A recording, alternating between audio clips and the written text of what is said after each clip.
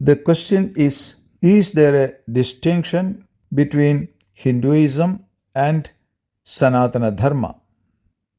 At this juncture, when both these words are used to identify one particular religion, my answer is no. At the same time, I must say that there is a distinction between Hinduism and Sanatana Dharma. It is so because there is a twist in the world perception when they relate to the word Hinduism in relation with Sanatana Dharma. It is the Western world that coined and forced this word Hinduism on the followers of Sanatana Dharma, just as how they tagged an ism on all other spiritual ideologies rooted in Asia like Buddhism, Jainism, Confucianism, and Sikhism. Hindu was a word referred by non-Indians for the people of India. That word was coined with ism to confuse the masses of India, giving it a glamour of a religion and professing it equal or synonym of Sanatana Dharma. We should know what ism means. The phrase ism indicates certain distinctive practice, certain system or philosophy representing typically a political ideology from a dogmatic perspective. That is what meant by ism. Especially in the religious context, ism particularly indicates its ideology of fundamentalism. But what the West did not then realize was Sanatana Dharma in its true spirit does not refer to any particular religion. In Sanatana Dharma, Sanatana means eternal, and the word Dharma stands far ahead of any political ideology, even far ahead of democracy and even secularism. But the word religion means something different. Religion has a far-fetched meaning, which has the tag of a political ideology, a tag of fundamentalism. This has to be very clearly understood if anyone wants to relate with India's spiritual and cultural traditions as against the Western ideology of religion. In fact, Dharma stands against all forms of isms. It also stands against every form of dogma. Dharma is grounded on the temperament and practice of morality, ethics, and above all, supremely rooted in the spiritual aspect of a specific segment of people who are genetically linked with the Vedic concepts originated in this land, which has been known as the Bharata. Here I prefer to use Bharat or Bharatam because the word India again was coined from a geopolitical term Indica, which again has a Western perception behind it. Certainly, any crudity related to caste, culture, or religion is not a part of the true Sanatana Dharma. In this context, I would like to refer a telling statement of the Rig Veda. Ajyeshtaso akanishtasa yete sambhrataro vavruthu saubhagaya. Rig Veda, 5th book, 60.5. That's the reference. Ajyeshtaso akanishtasa yete sambhrataro vavrudhu saubhagaya. It's a wonderful message for humanity for all time. The translation of these words would be Ajyeshtaso. Jeshta is someone superior. Ajyeshtaso means no one is superior. None is at the top. Akanishtasa. Kanishta refers to someone lower or inferior. Akanishtasa means no one is inferior or none is second, which means there is no superiority or inferiority between person to person. Then, yete sambhrataro. Yete refers to all those who are here. Yete sambhrataro are brothers, which logically means also sisters. All those who are here are brothers and sisters. There is no difference between higher or lower, between superior or inferior, between male and female. There is no sex difference here. What a telling statement it is. There is no segment of differentiation here.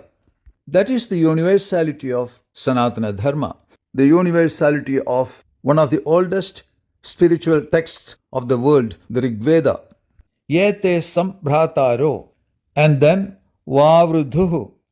Vavrudhu means should be committed to work. Saubhagaya. Saubhagaya means in the interest of collective progress.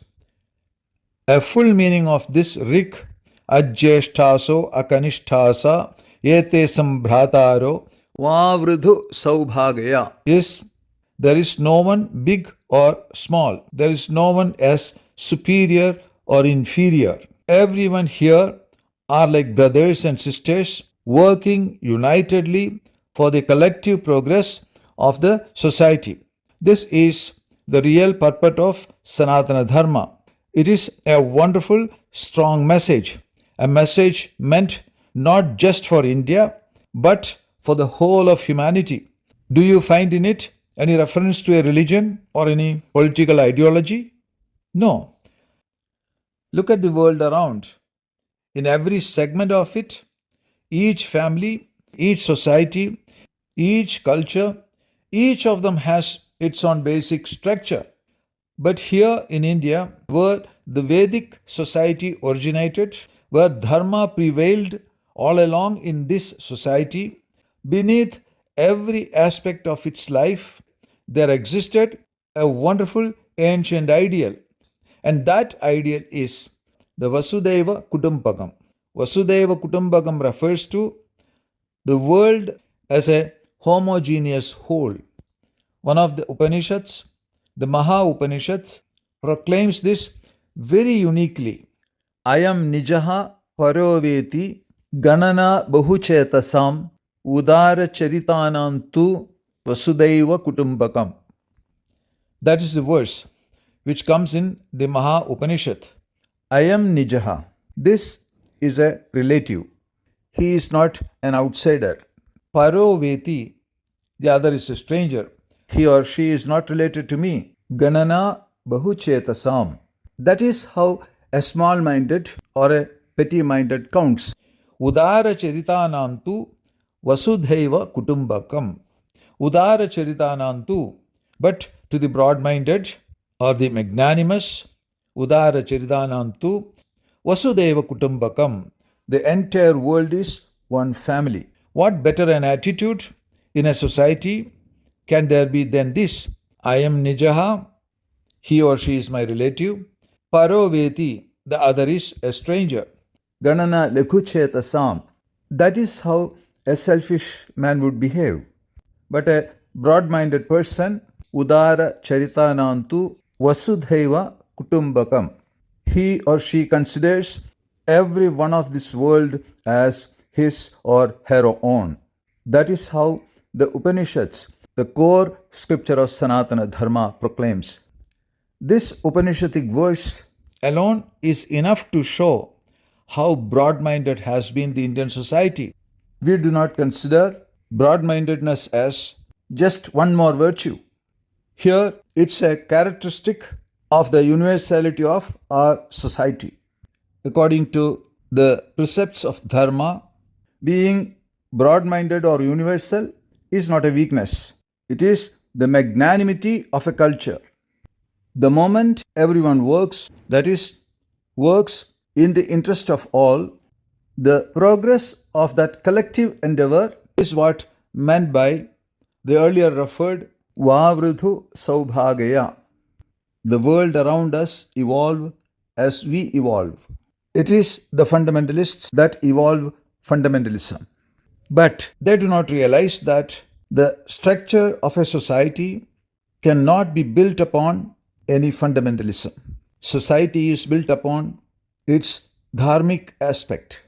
The derivatory meaning of dharma is that which homogeneously helps to structure a society. Every dogma tries to disintegrate the sound structure of the society. That is an unwritten law. The modern society is filled with dogmas. You can name it politically, religiously, culturally, and so on.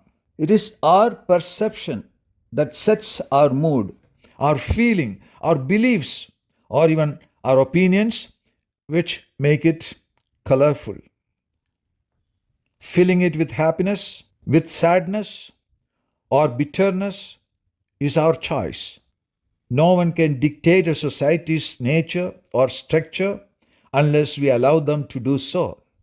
Realize that in Sanatana Dharma, we are all equal, and equally do we share the responsibility of making our world a better, peaceful place. God bless all of us.